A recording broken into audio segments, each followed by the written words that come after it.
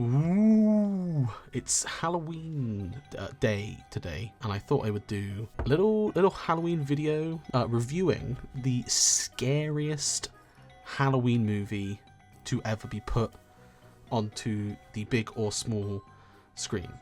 Of course, there are many scary movies in the world. The movie Halloween comes to mind of being actually scary. But maybe not quite scary enough. There's some good scares in it, but not too many. Obviously, you've got some other classics like Friday the 13th and Nightmare on Elm Street, Alien, all good scary films. But I want to get to the scariest, the nittiest, grittiest, scariest film. And I watched it the other day, and it does truly stand up as the scariest one. I'm obviously talking about the 2002 live-action adaptation of Scooby-Doo. Shockingly, Daphne's been captured again. But it's okay. It's a classic film. Everyone loves it. No one has ever said a bad thing about it. And it truly does stand up as the scariest motion picture of all time. It's set firstly on a place called Spooky Island. So already the spook level is moving from just a small little camp or town straight towards a tropical island. So already we're at level of spooks that I don't think many films can even reach. Secondly, it's got a great cast. We've got some of the greats. We got Ken and Barbie from the Barbie film. This is one of their first projects that they started together, obviously before going on to do the Barbie film later on in 2023. What up, dog? And dog. We've got Shaggy. They managed to get him actually for the role, along with Scooby himself.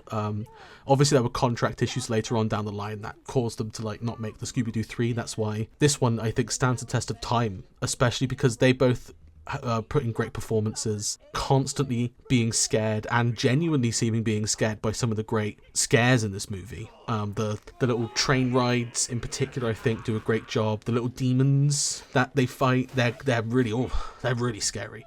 I mean, the first time I saw those when I was rewatching them, I forgot they were in this film, and just looking at them just absolutely terrified me. I was looking at these creepy little monsters and thinking that's a scary guy right there, and they're truly scary.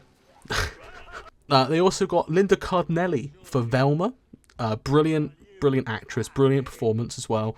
Quite frankly, truly adds in that level of class, that level of intelligence that is lacking in this film in some points, and it truly gives her a full arc as well.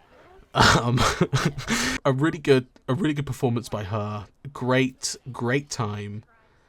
And we obviously have one of the great scary actors of our generation, Rowan Atkinson, who really adds in a level of comedy into this horror film that elevates it into a year-round experience rather than just a simple film about spooks and scares, because it gives that little bit of levity you need. Through these hardcore scares, through the appearance of Scrappy-Doo, you have this sense that he's within this world a little bit unhinged because of all the spooky stuff that's going on. And Rowan Atkinson does it brilliantly, especially in his bearded mode, which disappears. I don't know how long it takes when he's in his beard, but the next scene, he's completely clean shaven. I assume because they changed their minds. No, sorry. It's just so it's the consistency of the film itself. You see how he has his beard, and then it disappears because he's come back to civilization. Yeah, so it's really scary in how they represent Rowan Atkinson, especially at the end with the beard. It's just a really scary time. I couldn't watch it all the way through. I had to take it in multiple sessions. I watched it over a couple of days,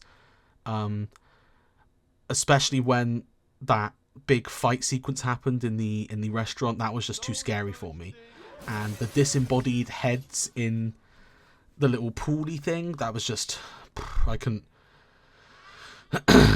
handle it. I had to stop at that point, step away, drink some tea, have some water, calm down.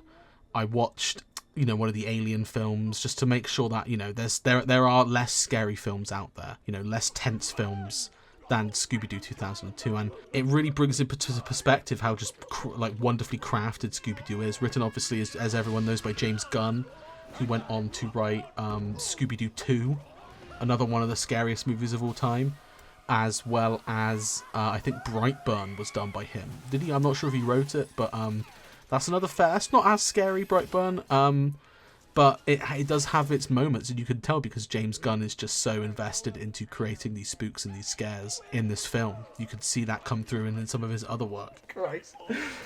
So yeah, overall, I think a very good film. I would recommend watching it this Halloween season to get some of those spooks. Maybe not tonight, because obviously you don't want to invite the spooks into your home as it is on the Halloween time. You don't want to have old man Smithers coming in his little ghost costume.